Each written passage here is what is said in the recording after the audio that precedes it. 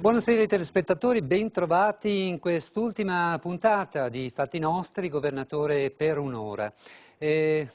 In questo studio, in questo mese di marzo che si conclude con le elezioni regionali e comunali per alcuni comuni, tra cui uno particolarmente significativo anche per il Veneto, hanno visto passare in questo studio un po' tutti i candidati alla presidenza della Regione Veneto. Ne mancava uno e doveva essere l'ospite di questa sera per quest'ultimo confronto. Purtroppo Luca Zaia ha dato forfait e questa sera non c'è. Sappiamo benissimo che si tratta degli ultimi giorni di campagna elettorale, quindi gli impegni si moltiplica, si è scusato con noi, scusato anche con i telespettatori. Purtroppo però appunto il candidato della Lega Nord e del centrodestra non lo sentiremo, non si confronterà come hanno fatto gli altri con le categorie, con i rappresentanti delle categorie che abbiamo scelto come rappresentative per dire quale sarà e chiedere ai candidati quale sarà il Veneto del futuro, quali sono le risposte possibili, le domande che vanno poste e le risposte che politicamente, amministrativamente la Regione dovrà dare appunto al Veneto del futuro.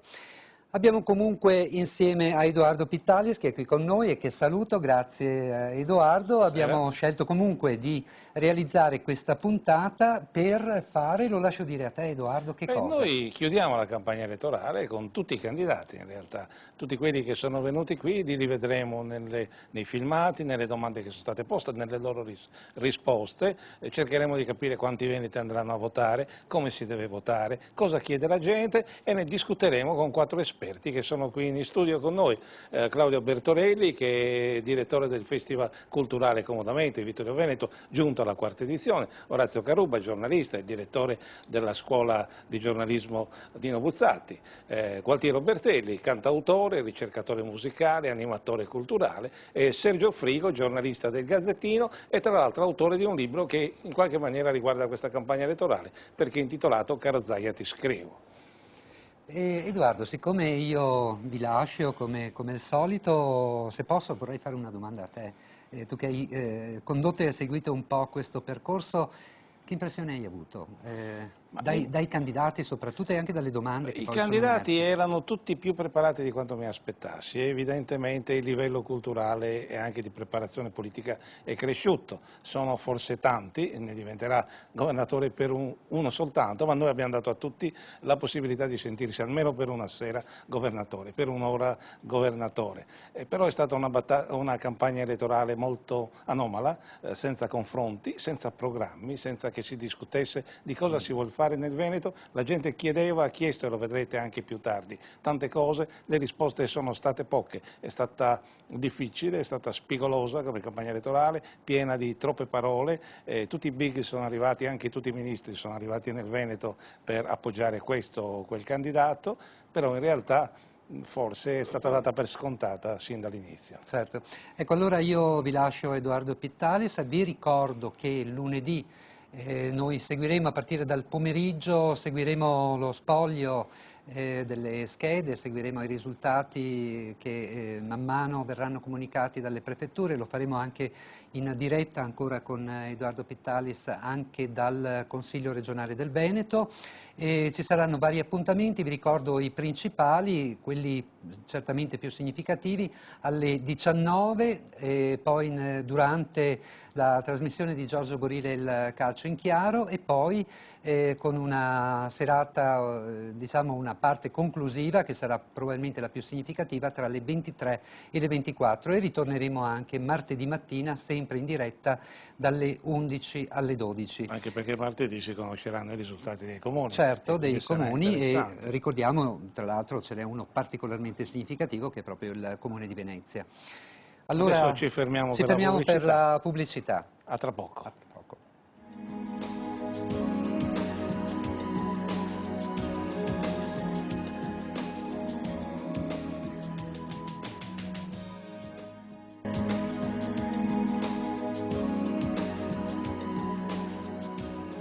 Bentrovati in studio con Governatore per un'ora, riprendiamo la nostra trasmissione, vediamo subito che cosa succederà nel Veneto tra domenica e lunedì, soprattutto quanti sono i veneti che andranno a votare e dove si voterà. Il servizio letto da Mirko Cavallin, fatto da Alberto Feltrin. Sono quasi 4 milioni i veneti attesi alle urne tra domenica e lunedì, ben oltre 2 milioni le donne che superano i maschietti di quasi 130.000 elettori. Un voto in rosa con una maggioranza analoga a quello delle altre 13 regioni che portano alle urne quasi 41 milioni di elettori.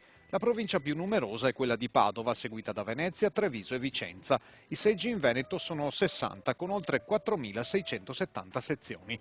Si vota ovunque per il governo regionale, solo in 30 comuni per quello comunale. 6 in provincia di Padova, altrettanti nel Bellunese, 5 nel Veneziano, 1 a Rovigo, 4 per provincia a Treviso, Verona e Vicenza. Ma solo 3 sono i comuni con una popolazione superiore ai 15.000 abitanti: Venezia, Castelfranco Veneto e Portogruaro. Qui si vota con il sistema maggioritario e dunque chi non supererà la metà dei voti più uno va al ballottaggio a metà aprile. Una curiosità: 4 comuni vanno al voto per scioglimento anticipato del Consiglio Comunale. Tra gli elettori anche i cittadini dell'Unione Europea residenti nel comune iscritti alle liste elettorali. Per loro vale il diritto di voto nei comuni previsto dagli accordi europei.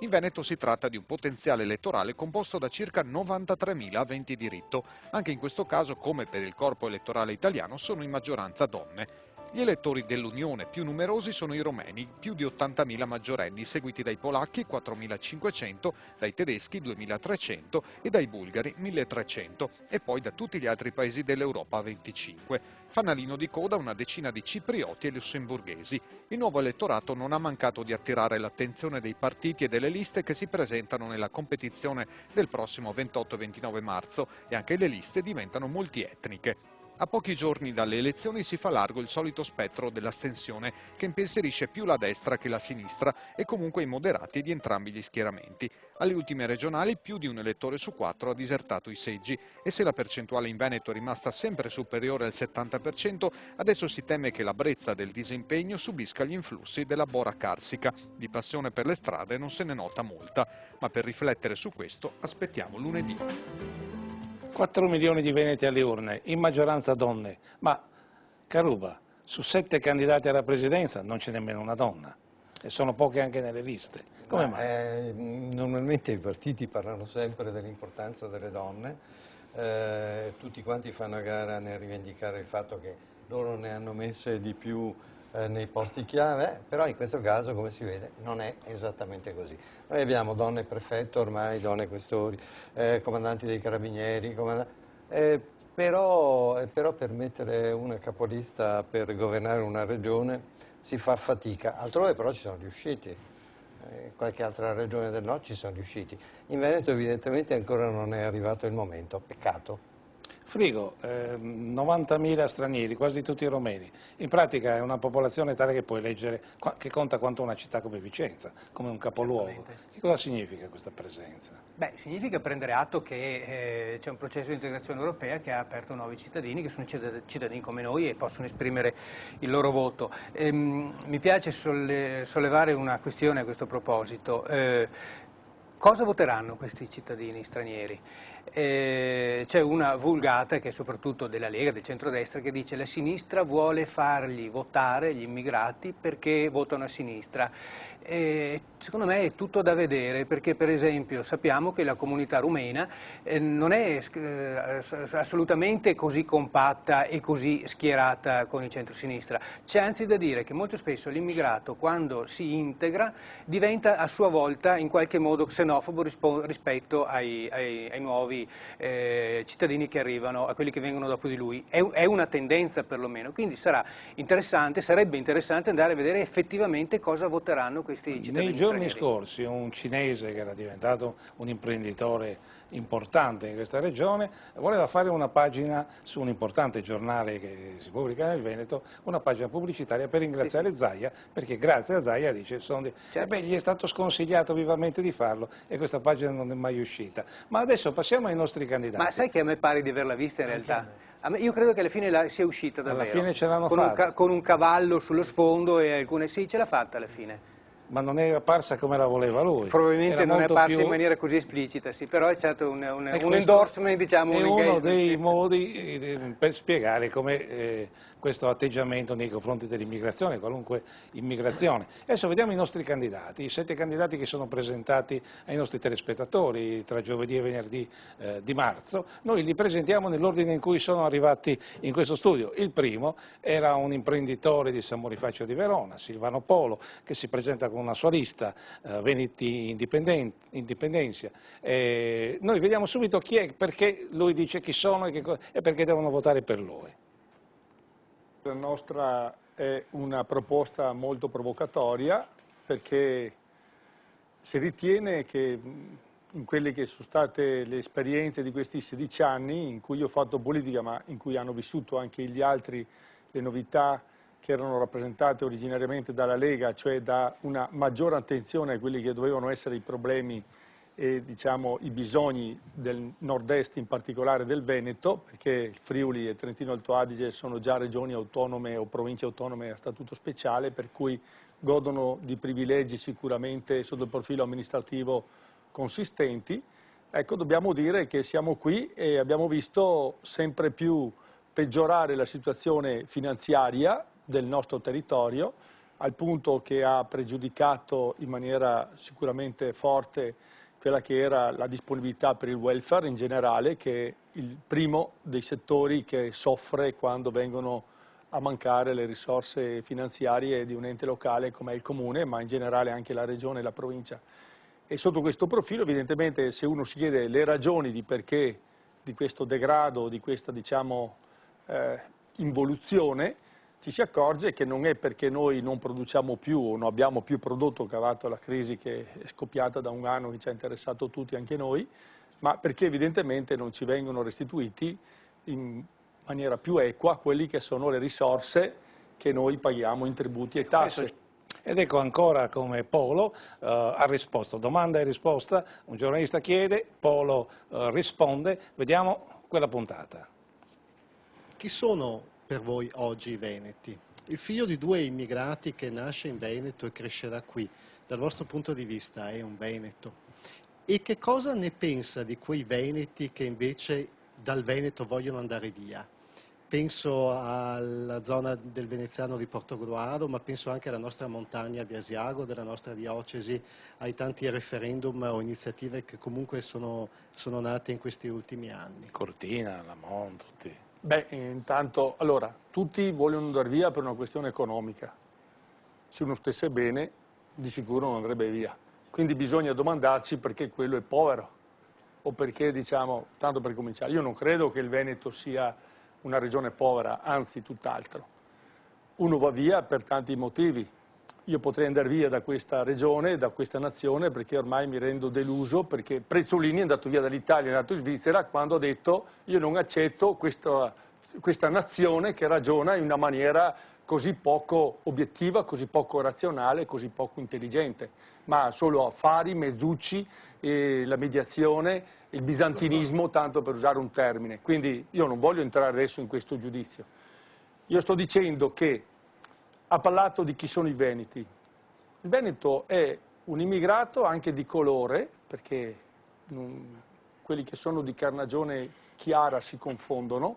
Io nel 1996 a San Bonifacio, visto che era un altro partito, per cui non abbiamo segreti, ero della Lega, allora ho fondato l'ACERS, ho fatto nascere l'Associazione Cittadini Extracomunitari Residenti a San Bonifacio. C'erano 12 etnie, 7-8 confessioni religiose, non è funzionata, perché erano tutti di colore, in quanto quelli caucasici, chiamiamoli così, non trovavano conveniente e quindi lasciamo stare l'esperimento come fu. Fu riconosciuta dalla Regione, sapete che ci vuole 2 anni per essere riconosciuta dalla Regione, fare dei progetti, e quindi voglio dire che è stata fatta un'esperienza anche per cercare di aiutarli, di dargli una forza, come diciamo, per poter rapportarsi alla pubblica amministrazione. Io dico che la legge dice che dopo 10 anni uno può chiedere la cittadinanza. Allora, come dicevo prima, questo è stato il primo candidato che si è presentato, adesso vedremo anche il secondo, decisamente anomalo, Davide Borrelli, candidato per il movimento Beppe Grillo, che si presenta subito così. Cosa vorrei fare? Ci sono tante cose da fare in questa regione secondo me, ma la prima, quella che credo che abbia investito la regione Veneto come tutte le altre regioni d'Italia, è la crisi economica. Credo che questo sia il problema più grosso e credo che lì bisogna intervenire a tutti i livelli, come amministratori anche del proprio comune, e mi sto attivando in questo già da un po', già da alcuni mesi, perché credo che stiamo semplicemente investendo sulle cose sbagliate. Siamo usciti dall'ultima grande crisi degli anni 30 investendo sull'edilizia e sulle autovetture e stiamo continuando a fare questo, ma mentre all'epoca aveva un senso, perché c'era una forte richiesta di questi beni, oggi abbiamo più case che cittadini e abbiamo un'autovettura a testa, per cui trovo che sia assurdo continuare a investire in queste cose. Ovviamente non stanno portando degli sbocchi, non stanno creando indotto e per cui di fatto la gente resta a casa dal lavoro. Credo che una politica assennata, un politico assennato debba investire in altre cose e ne abbiamo solo un'ampia scelta, dalla formazione alla tecnologia, alla bioedilizia, all'energia. Se noi cominciassimo a investire denaro pubblico in questi settori in maniera molto più mirata, probabilmente si riuscirebbe a creare un indotto tale da poter far assumere una domanda subito. A sostenere Borrelli è arrivato con una telefonata in diretta lo stesso Beppe Grillo, che era in quel momento in un aeroporto a Bari, stava per arrivare, e con una sintesi della telefonata di Grillo, un intervento fluviale alla sua maniera, polemico ma vivacissimo. Buonasera Grillo. Grazie dell'ospitalità, saluto tutti, ciao Davide. Ciao, come ciao va Beppe. Davide? Va tutto bene? Sì, sì, per il momento sì. Io sono, per dire agli ascoltatori, sono adesso in un aeroporto a Bari, sto facendo questo giro in mezzo alla gente per le liste civiche 5 Stelle, dare una mano a giovani di 30 anni che dovrebbero cambiare la politica, perché l'idea di base è far entrare uno come Davide in un consiglio regionale. È come far entrare 30.000 persone, un terminale di un social network. La rete può progettare, può criticare, può essere la trasparenza. Pensate a un ragazzo così che entra e fa vedere i bilanci regionali sulla sanità, sull'energia, sui rifiuti, dove vanno a finire gli appalti, nomi, cognomi, società. Già quello sarebbe una grande rivoluzione.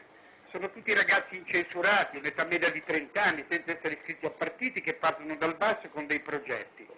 Il processo breve, il decreto interpretativo, giocano sulle parole, cambiano le parole, utilizzatore finale, escort, interpretativo, decreto interpretativo.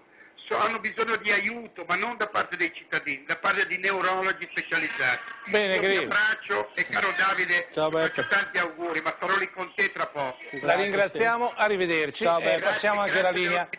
Grazie. Arrivederci. Allora, Bertelli, hai visto come cambia il linguaggio tra un candidato e un uomo di spettacolo che adesso fa politica come Grillo, anche un uso spregiudicato delle parole, ma anche l'efficacia. Beh, sai, chi è abituato a parlare a un pubblico di 20-30 mila persone è chiaro che improvvisa, si entra dentro all'argomento, stabilisce una relazione con chi lo ascolta in maniera molto più rapida ed efficace di chi magari è anche bravissimo, ma passa parte del suo tempo a digitare su tastiere piuttosto che a confrontarsi con le persone. Il mestiere di Beppe Grillo non è ignoto ad alcuno, quindi non abbiamo, anzi si è anche trattenuto rispetto al Grillo che conosciamo di solito. Ha detto anche qualcosa. Che magari gli hai messo le briglie? No, abbiamo messo le briglie, ha fatto un intervento lungo, abbiamo preso alcune cose che spiegassero un po' l'appartenenza di Borrelli a questa lista. La cosa che osservo così, d'amblè, subito, l'intervento di Grillo è un intervento che non poteva essere che generale, complessivo, ovviamente. Lui parla della lista nazionale, però questi primi due che abbiamo sentito, e specialmente anche che pure sono legati al territorio come tipo di espressione, no? Perché in realtà stanno rifacendo un pezzo di campagna elettorale nazionale, stanno ripetendo delle cose che abbiamo sentito dette un po' ovunque. Per esempio, De Poli, il primo che ha parlato. Il primo Polo. Polo dice, ci ha raccontato quello che ha fatto rispetto all'integrazione, al tentativo di integrazione, evidentemente gli è andata così male che gli è passata la voglia, però non ci ha detto cosa farebbe domani. Beh, in Non ci realtà ha detto se lui fosse governatore che tipo di, perlomeno quel pezzo che abbiamo sentito. Polo era uno che ha avuto un'esperienza lavorativa in Oriente, quindi è abbastanza abituato al confronto con gli altri e aveva una visione abbastanza aperta. No, ma la mia domanda è domani. Ma in realtà la verità è che quando abbiamo chiesto a questi da che parte stessero, nessuno si è dichiarato di destra, nessuno si è dichiarato di sinistra, stavano tutti in una parte un po' strana di questo paese. Se chiedevi come trattavano gli immigrati, a parole nessuno li avrebbe trattati male, tutti avrebbero fatto un'integrazione, tutti avrebbero fatto qualcosa a favore loro, poi magari nel corso della trasmissione venivano fuori dei limiti, dei blocchi, delle intolleranze. Io mi aspetto di sentire poi gli altri come sarà trattato il problema dell'integrazione, ma premetto 8.000, se non sbaglio, 8.000 elettori.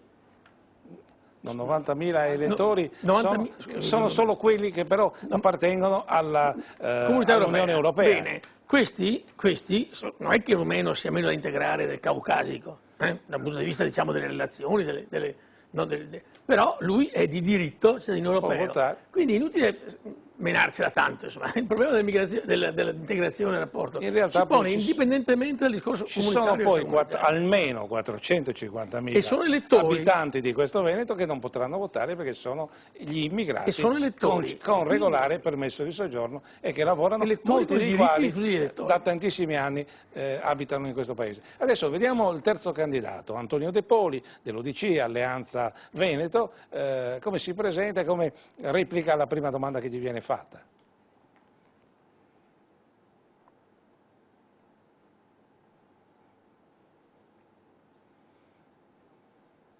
Tenuto conto che Zaia si vede da tutte le parti, è presente perfino nei cantoni più remoti, Antonio De Poli sta facendo una campagna elettorale per conto mio molto ben fatta, tiene sempre nel mirino l'avversario e devo dire che sembrerebbe quasi lui il candidato in pectore, il vero avversario di Zaia. Ma è così? No, ci vorrebbe un miracolo di Lourdes, possiamo anche... Ma noi crediamo ai cittadini, alle persone e anche che la politica possa dare la giusta dimensione rispetto ai progetti e ai programmi. Torno subito indietro, mi correggo, volevo dire... Quello che deve coprire la distanza maggiore è senz'altro De Poli, che parte da un 6-7%, mentre il centrosinistra ha almeno da una posizione di partenza è la diretta, non preoccupatevi. Sicuramente superiore. Quello che mi piacerebbe sapere da De Poli era riferito alla scelta che ha fatto l'UDC, non so se l'UDC o il PD, di non allearsi, che sarebbe stata almeno una battaglia più, penso, conveniente per il Veneto. Ecco, abbiamo sentito la risposta che ha dato poco fa, ha detto perché i valori che noi rappresentiamo non trovano una sponda corretta, non sono condivisi nel centro-sinistra. Io vorrei sapere allora per quale misterioso motivo questi stessi valori sono condivisi dal centro-sinistra di Venezia, ovvero per quale motivo l'UDC non si allea col PD in regione a Venezia e si allea invece a Venezia in comune? Perché c'è intanto a Venezia c'è un candidato che è un moderato, un democratico cristiano, che ha condiviso chiaramente con noi il nostro progetto di partenza rispetto alla vita, alle persone, alla famiglia, eccetera. E si vede che nel contesto più ampio della Regione Veneto devono ancora crescere in una maturazione importante verso questi temi.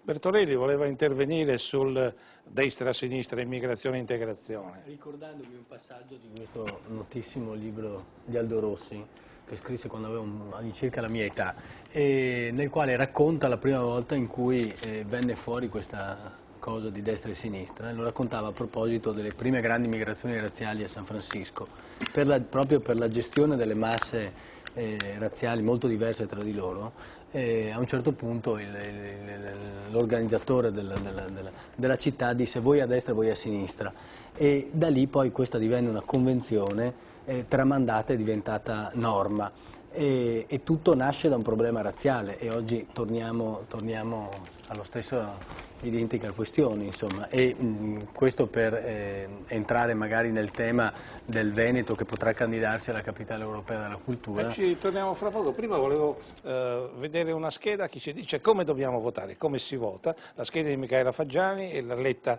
Giulia Salmaso riguarda soprattutto Padova, ma vale per tutto il Veneto perché è un esempio. Sarà tutto online per Padova lo scrutinio delle elezioni regionali e comunali 2010 sul sito www.prefettura.padova.it. La Prefettura ha infatti predisposto la raccolta dati via internet in tempo reale dai singoli comuni grazie ad un software messo a punto dal CED della provincia di Padova, disponibile a tutti e che mostrerà, anche seggio per seggio, le preferenze per i singoli consiglieri oltre che quelli per il Presidente e le liste. I dati potranno anche essere confrontati con quelli della tornata elettorale precedente del 2005, già presenti nel sito della Prefettura. Saranno 2 i funzionari per comune addetti ad inserire i risultati elettorali nel software. Altra novità delle elezioni 2010 per Padova, anche una guida cartacea ma soprattutto scaricabile online nel sito della Prefettura con tutte le informazioni e le spiegazioni relative al voto, con tanto di facsimile delle 2 schede, verde per le regionali e azzurre per le comunali. Nel libretto anche i riferimenti legislativi relativi alle elezioni, le modalità di attribuzione dei seggi a seconda dei voti, la spiegazione dei sistemi maggioritario proporzionale per l'elezione dei consiglieri regionali. Fra le altre novità che abbiamo, quest'anno abbiamo realizzato una pubblicazione che sarà in rete anche per una questione di contenimento dei costi. Abbiamo realizzato anche in forma cartacea per i giornalisti, per chi vorrà venire a ritirare in prefettura, ma più che altro sarà disponibile su internet per tutti. Qualche numero padovano che vogliamo anticiparvi con questo servizio. Per le regionali voteranno 732.620 elettori padovani, di cui oltre 29.000 residenti all'estero, mentre per le comunali padovani chiamati alle urne saranno 21.246. I comuni che rinnoveranno sindaco e consiglio sono 6, Bovolenta, Campodarsego, Castelbaldo, 2 Carrare, Pernumi e Sant'Angelo di Piove. Gli eventuali ballottaggi si terranno poi domenica 11 e lunedì 12 aprile. Lo scrutinio per i comuni avverrà martedì 30 marzo dalle ore 8, dopo quindi quello regionale. 9 invece i consiglieri regionali che verranno eletti dai padovani sui 48 assegnati alle singole circoscrizioni secondo sistema proporzionale. I rimanenti 12 verranno calcolati secondo sistema maggioritario sulla base di liste regionali. Quella del voto è la massima espressione della sovranità popolare, quindi è una delle manifestazioni più alte di un popolo che si ritiene civile, e quindi come tale va rispettato da tutti, anche da chi non ci crede, da chi legittimamente ritiene di non voler votare, però va rispettata la massima espressione della sovranità popolare. Poi perché le elezioni comportano una spesa, comportano un impiego, comportano sacrifici di tante persone, e non mi sembra corretto né bello sciupare il lavoro di queste persone. Allora, come dice il prefetto, quello del voto è un esercizio fondamentale in una democrazia. Adesso ci fermiamo per qualche minuto per la pubblicità, tra poco.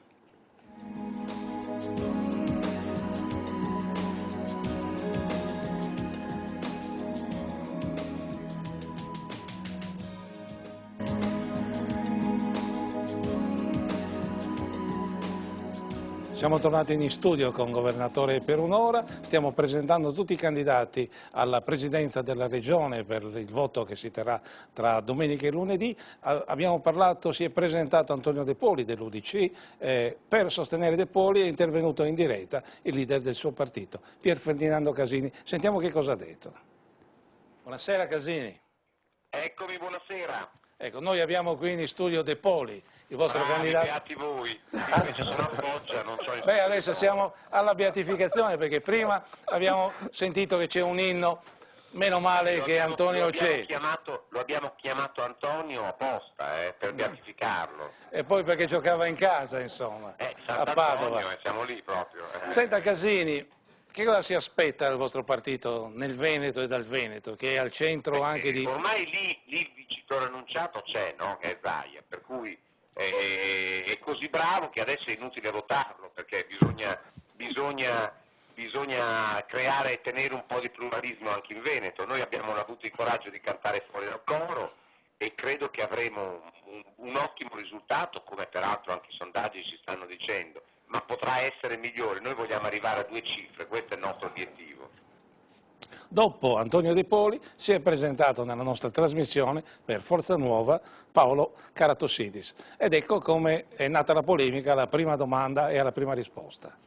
A questo proposito io vorrei chiedere a Karatossidis, adesso non vorrei sbagliarmi, ma mi pare che la sua Forza Nuova sia un movimento di estrema destra.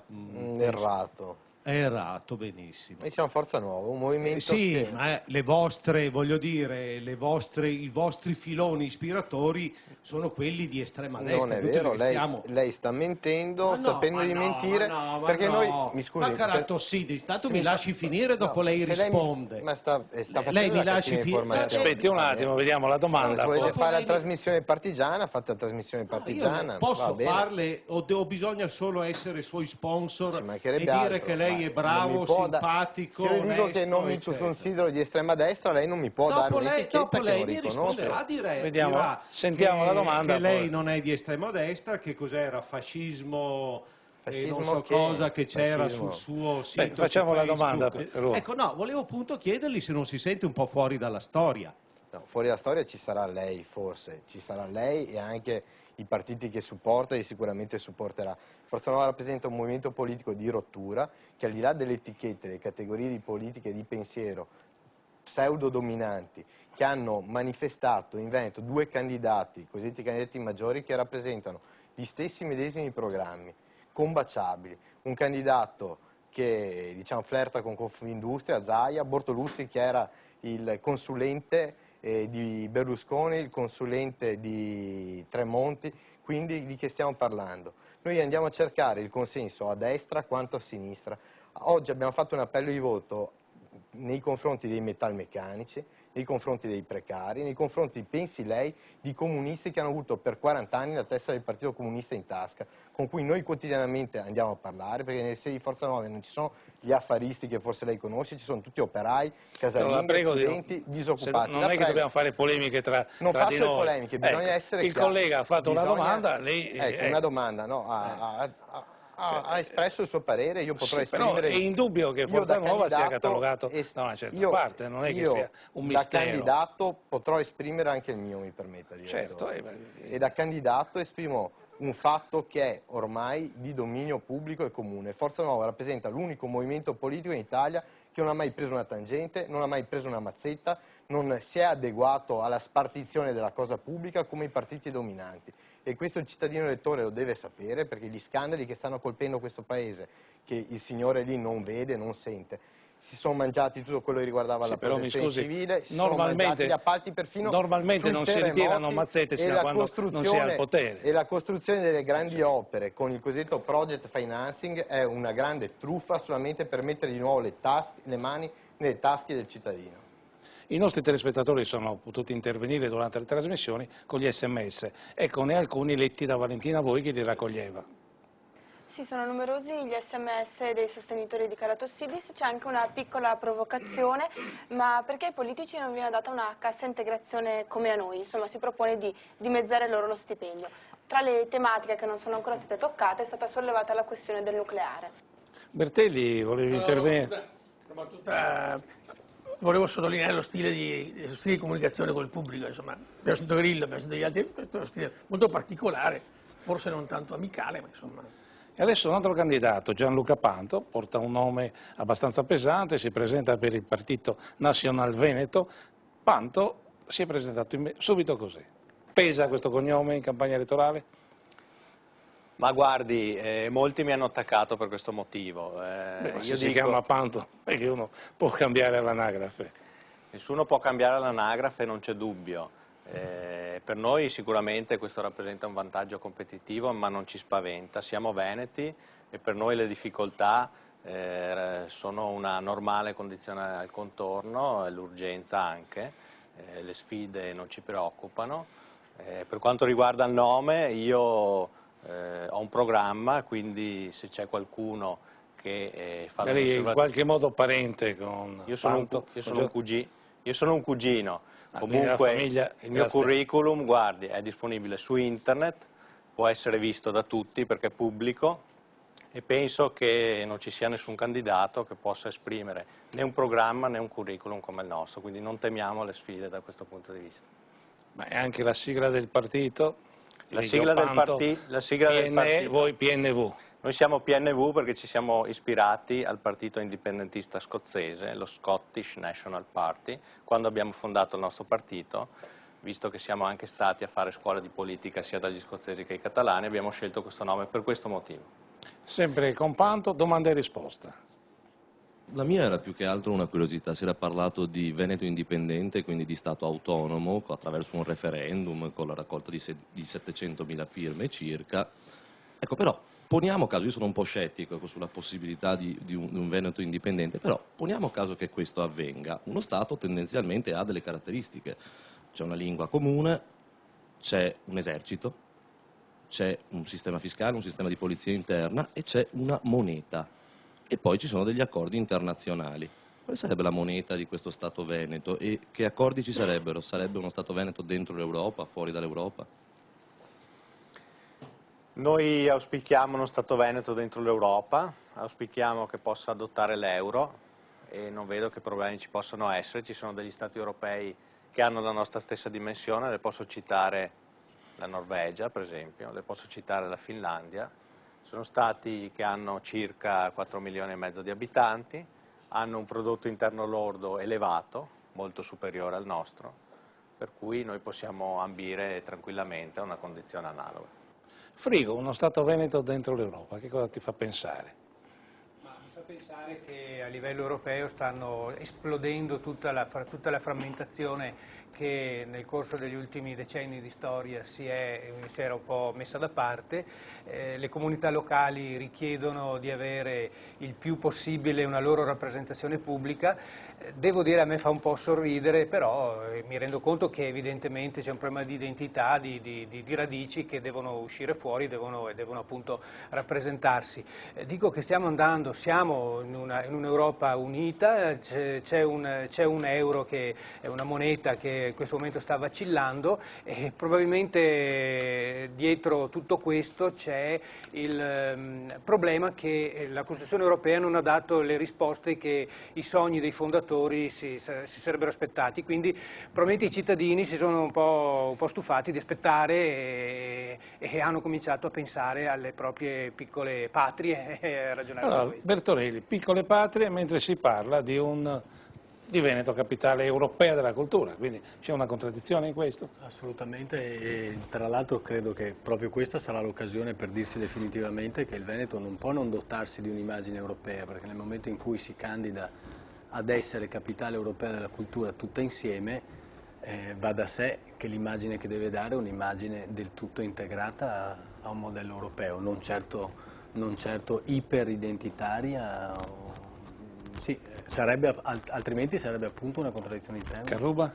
Sì, però questo modello deve venire dal Veneto possibilmente e non dai vari leader del partito che hanno connotato questa campagna elettorale, perché noi leggevamo i giornali, leggevamo cosa diceva Berlusconi sulla Lega nel Veneto, cosa diceva Bossi su Zaia, ministro, e sul fatto che diventasse governatore proprio non si discuteva nemmeno, ma di fare il ministro dell'agricoltura ancora e il governatore. Casini che dice altre cose. Beh, insomma, ci vorrebbe anche, se deve esserci dell'identità, anche un'identità politica locale.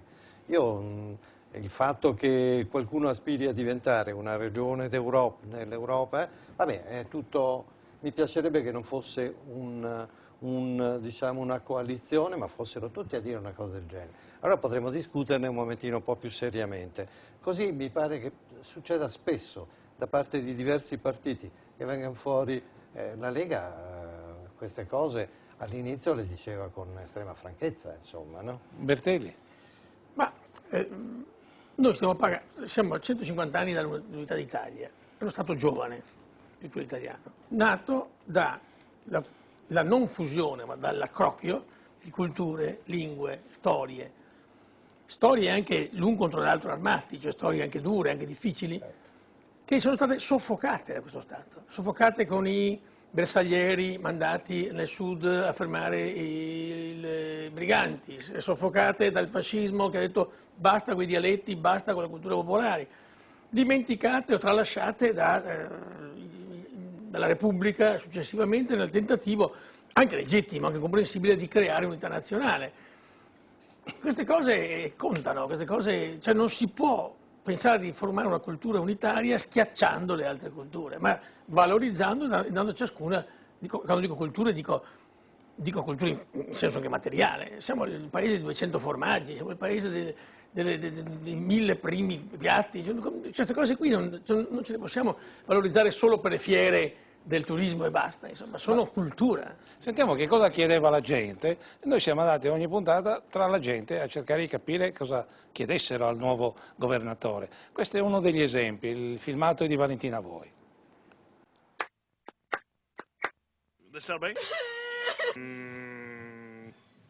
Meno tasse, per favore, meno tasse, non ne possiamo più, basta.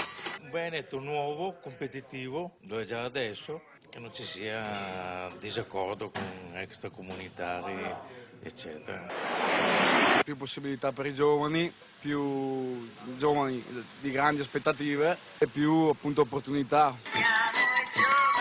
Continuare l'andamento degli ultimi 20 anni con Galan, col nuovo governatore. Wow. Beh, innanzitutto meno tasse, sicuramente, più sicurezza per tutti, che dire che aiuti un po' veramente gli italiani perché ne abbiamo avuto bisogno, che non torturi i piccoli imprenditori, perché alla fine paghiamo solo noi e manteniamo tutti gli altri che stanno comodi in poltrona. Diciamo più ordine con gli extracomunitari, soprattutto.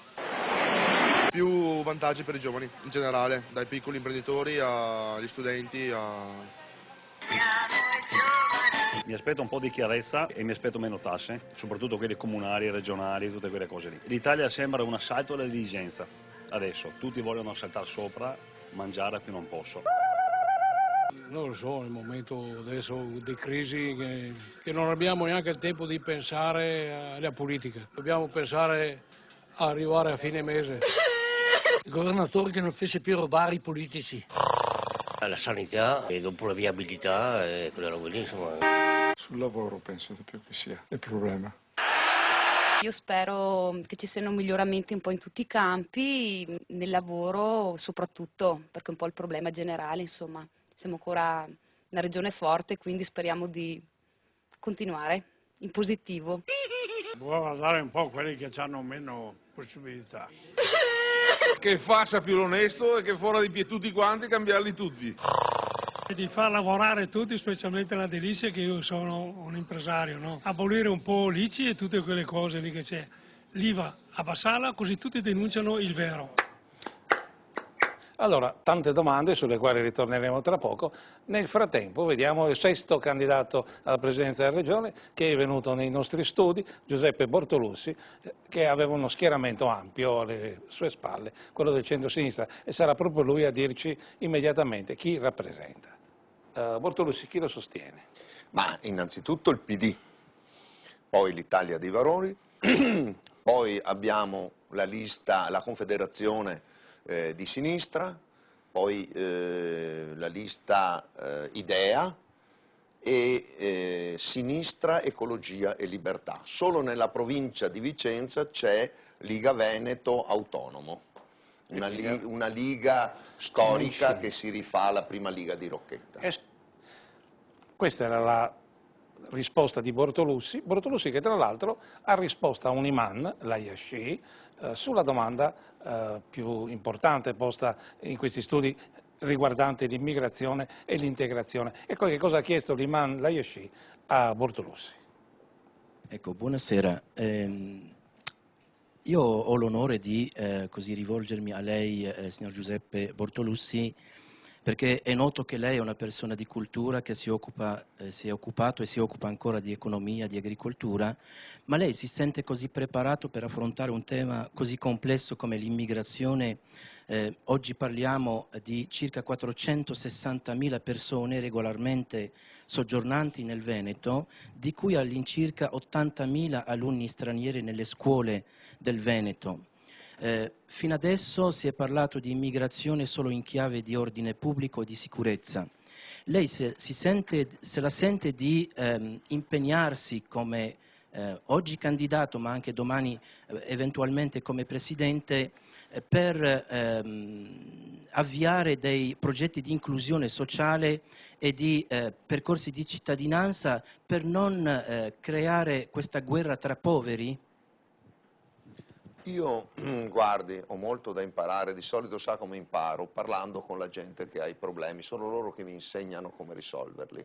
Io cerco di razionalizzare quello che loro mi insegnano e mi dicono. Io mi sono occupato di immigrazione da molti anni, proprio perché dirigendo un'associazione che cura gli interessi delle piccole imprese, e come saprà abbiamo un 20% ormai di piccoli imprenditori che sono extracomunitari, come si dice con brutta parola, o stranieri, perché ci sono anche comunitari che Quindi sono la percentuale di piccoli imprenditori è superiore alla percentuale degli immigrati sulla ma popolazione. perché ci sono anche delle anomalie strane, per esempio, vede, i primi sono i cinesi come numero, i secondi sono gli svizzeri in Veneto, una cosa che devo ancora studiare e capire. Comunque ce ne sono molti che provengono dal Marocco, dalla Serbia, dal Montenegro, nell'edilizia, poi ci sono le specializzazioni, il pane, le pizze sono egiziani, perché c'è tutta una cosa. Io ho avuto anche l'onore delle prime pagine del Corriere della Sera proprio per un'indagine fatta sui cinesi, proprio per una fatta con l'Università la Cattolica di Milano,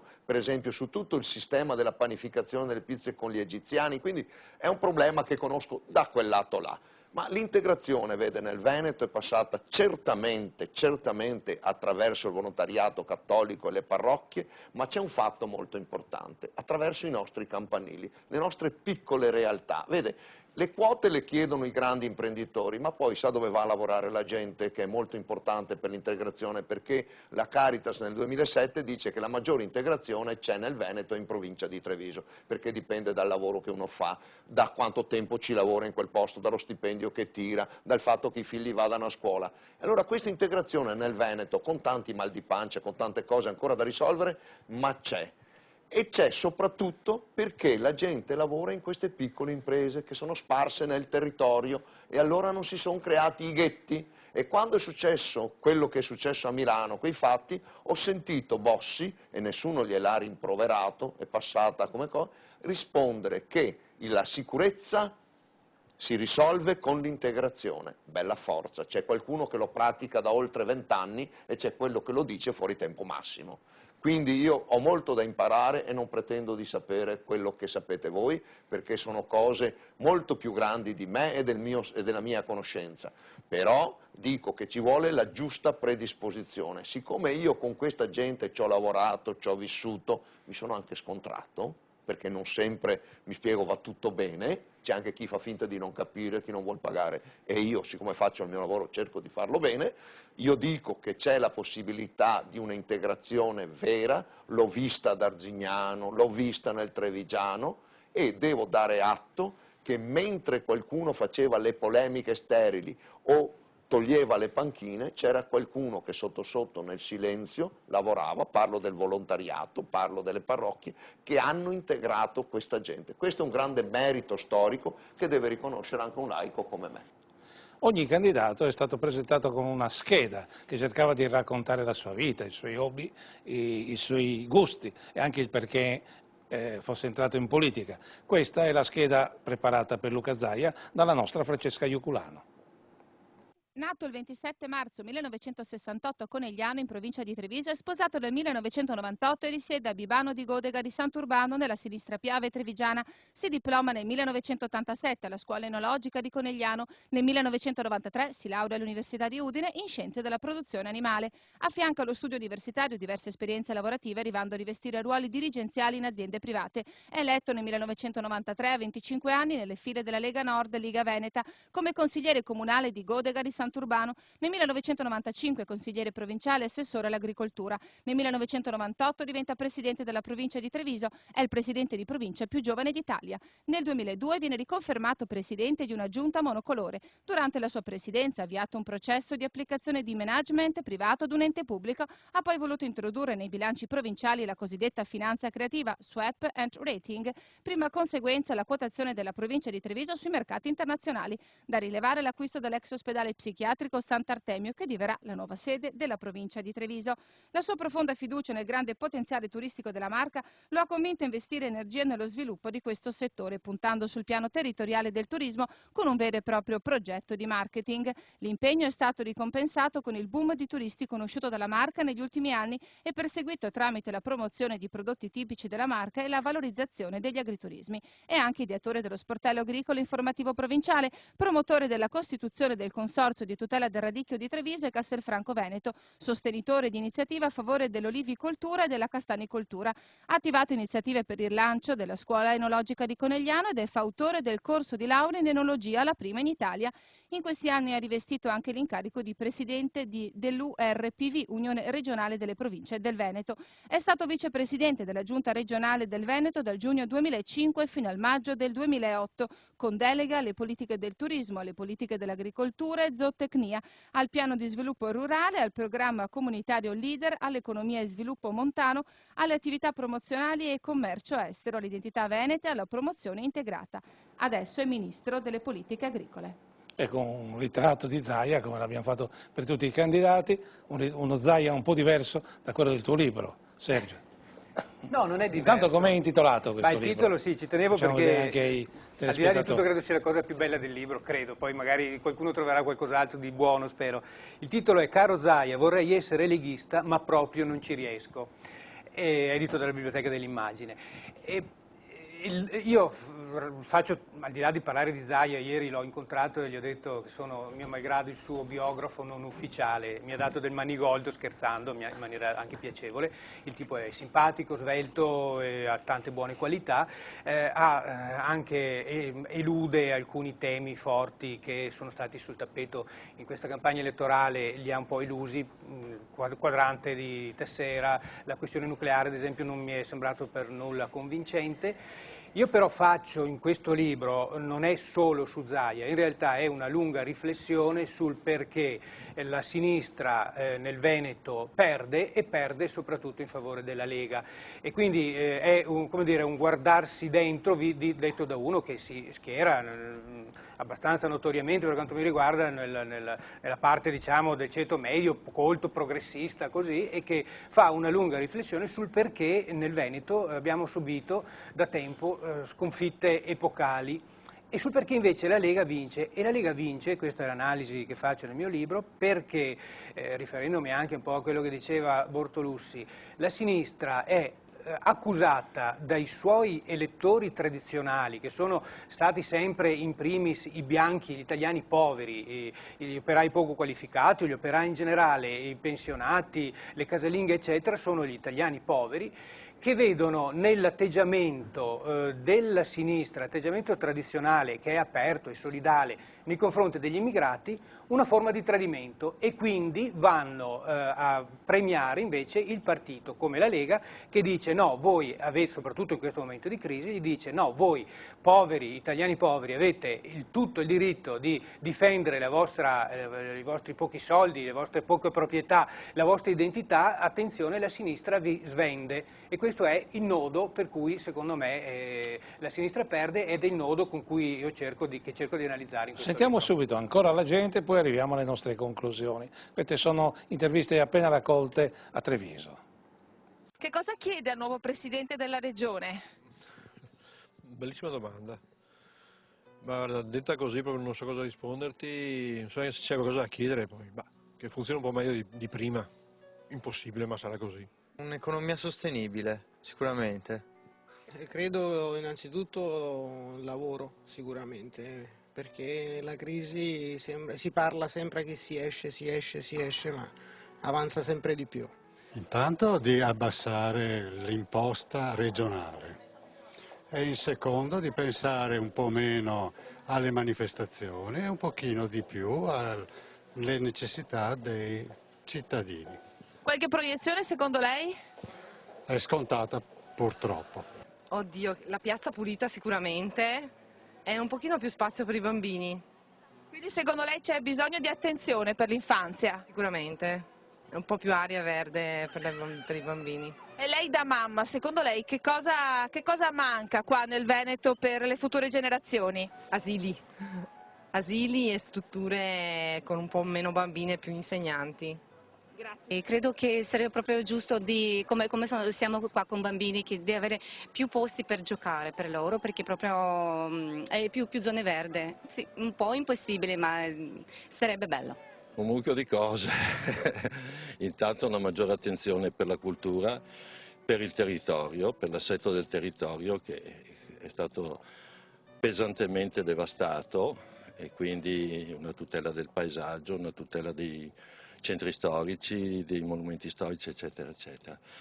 E poi una maggiore attenzione per la politica sociale. Allora, richieste tante: asili, sicurezza, immigrati, salute, anziani, giovani, scuole. In realtà di tanti di questi problemi nella campagna elettorale si è parlato pochissimo, ma io vorrei chiedervi, se voi poteste fare una domanda al futuro Presidente della Regione, che cosa chiedereste? Bertelli, tu cosa gli chiederesti? Cosa vorresti che facesse? Io gli chiederei alla Regione una strategia dichiarata e puntuale. Non voglio suggerirla io, sono loro che devono in qualche modo sanno il compito di governare. Una strategia dichiarata e puntuale nel processo di integrazione, che passa attraverso la valorizzazione delle culture, tutte, la nostra e quella degli altri, e la scuola. 80.000 bambini nella scuola non possono essere risolti con il panino e l'acqua. Ci sarà qualche altro modo per risolverlo. Questo chiederei fondamentalmente. Quali azioni concrete dirette su questo problema? Cosa si fa per la scuola? Oggi la scuola è un compito regionale, no? Sempre di più si sta regionalizzando. Esiste una sovrintendenza regionale, sono praticamente eliminati i provveditorati degli studi, sono delle cose degli enti amministrativi, non più di politica scolastica. Bene, per esempio la Regione come si rapporta, che tipo di proposte, che tipo di spinta pensa di dare alla scuola? Bertorelli, lei cosa chiederebbe? Ma a costo di essere paradossale, io so cosa non gli chiederei, cioè non gli chiederei di rispondermi immediatamente, ma magari di rispondermi il giorno dopo, 2 giorni dopo, in maniera un po' più cosciente, perché una cosa che io constato anche da giovane, insomma, è che c'è sempre questa angoscia di rispondere immediatamente e questo determina spesse volte delle risposte davvero elusive. Quindi accoglierei volentieri una proposta il giorno dopo, ma concreta. Frigo, se potessi scrivere oltre a Zaia al Presidente. Dando quasi per scontato che sarà Zaia, io una cosa che gli ho chiesto anche nel forum al Gazzettino, se sarà lui, ecco, a lui vorrei chiedere che faccia una dichiarazione di civiltà per quanto riguarda la nostra regione, di dire, e gliel'ho chiesto appunto di persona nel dibattito, di dire che certe affermazioni e certe azioni che fanno i suoi quadri dirigenti del suo partito non si possono fare, in una società civile non ci stanno. Siccome lui è una persona civile, una persona ragionevole e svelta e furba, questa cosa lo dovrebbe dire dei no ai suoi. Ecco, per esempio il sindaco di quel paese che ha messo i bambini a pane d'acqua perché non pagavano la mensa, cioè discriminando. Ha detto qualcosa, facendo pagare i bambini. Zai, mi ha risposto su questo, c'è sul giornale, ha detto che è una scelta indifendibile, ha detto che ci sono tutte le ragioni del mondo perché c'è un problema di mense che non vengono pagate, che è un problema reale, però dice che quello che ha fatto quel sindaco è indifendibile. Però c'è anche un problema di nuovi poveri, di famiglie che non ce la fanno più, quindi di ente pubblico che deve comunque farsi carico dei bambini, soprattutto i bambini e gli anziani sono le parti. Moltissime delle domande poste ai nostri candidati governatori vertevano proprio sui bambini e sugli anziani, che sono le fasce più scoperte, più deboli e anche quelle per le quali si pretende, non è che si chiede, si pretende una risposta concreta. E poi ogni processo di integrazione prevede un processo di educazione non solo per i bambini, ma per tutti. Faccio un esempio, è verissimo che se avessero fatto alcuni genitori domanda al comune di esenzione probabilmente sarebbero stati esentati. ma non lo sanno, non lo vogliono fare, sono diffidenti. Devi fare un'azione di convincimento, devi spiegargli il perché delle cose, non mandargli il panino con l'acqua. Sì, poi c'è anche un certo atteggiamento veneto che per esempio di vergogna, di pudore, lo si è visto anche in quegli imprenditori che si sono tolti la vita. Io ricordo aver fatto recentemente un'inchiesta su Belluno, che era alla vigilia del voto, e il parroco di un quartiere periferico di Belluno mi diceva: io faccio la carità a tanti, però la faccio in maniera anonima, metto fuori dalla porta le buste con la spesa la notte e l'indomani mattina non le trovo più, perché la gente al buio viene a prenderle, con la luce non verrebbe mai. Caruba. Ma, stiamo parlando di Zaia? Non stiamo parlando della campagna elettorale, dei problemi. Però ultimamente si parla solo di Zaia. Allora, io a Zaia, che sarà il prossimo presidente di questa regione, che è stato il campione dell'innovazione nelle rotonde, che ne ha messe 150, 170, non ricordo più, che è stato il presidente della provincia di Treviso, che è il laboratorio dove, diciamo, è il laboratorio che viene preso in Italia come il più riuscito per quanto riguarda fino a questo momento l'integrazione con gli extracomunitari. Io gli chiederei, ecco, proprio del modello Treviso, se è riuscito, di esportarlo in tutto il Veneto, perché ci sono delle sacche che non vanno assolutamente così bene per quanto riguarda l'integrazione. E già che c'è, visto che lui è relativamente giovane, che si ricordi delle migliaia di giovani che sono sottooccupati e che non hanno la speranza di trovare un lavoro a breve. Ecco, possiamo rivitalizzare un attimo questa economia che una volta era la locomotiva del paese e che adesso è diventata così, non so, un autocarro, che va ancora, però ha delle grosse difficoltà. Sarebbe ora che i giovani la smettessero di andare via di nuovo, perché stanno andando via per cercare lavoro. Qui non se ne trova più. Lui è giovane e una mano ce la può certo dare. Stiamo parlando in positivo. Grazie. Velocissimo, per chiudere, Bertorelli proprio. Mi viene in mente una frase di Rullani che dice che il nuovo nasce in periferia e si riconosce in città. Io di mestiere ormai vado a cercare il nuovo e devo dire che in Veneto ne ho trovato moltissimo. Spero davvero che i prossimi anni riescano a renderlo ancora più evidente a tutti. Frigo? Ma niente, io ripeto, socialità secondo me è un obiettivo da ricostituire e civismo, civiltà, senso di civiltà. Dopodiché ovviamente attenzione ai giovani che è uno dei terreni su cui si giocherà secondo me. Ricorda ancora la tua copertina, il tuo libro? La mia fatica si chiama Caro Zaia, vorrei essere leghista ma proprio non ci riesco. Eccolo qua. Caruba? Lavoro e attenzione ai giovani, non gli chiedo altro. Bertelli? Io chiedo una cosa ai veneti, invece, che si tengano a mente le richieste che hanno fatto e imparino poi a valutare sui risultati. E siamo davvero arrivati alla conclusione della nostra trasmissione, del nostro ciclo di trasmissioni sui candidati alla presidenza della Regione. Governatore per una sera finisce qui, ma non si conclude. Ci ritroviamo con i nostri telespettatori lunedì sera con il commento per i risultati elettorali. A tutti, buonasera.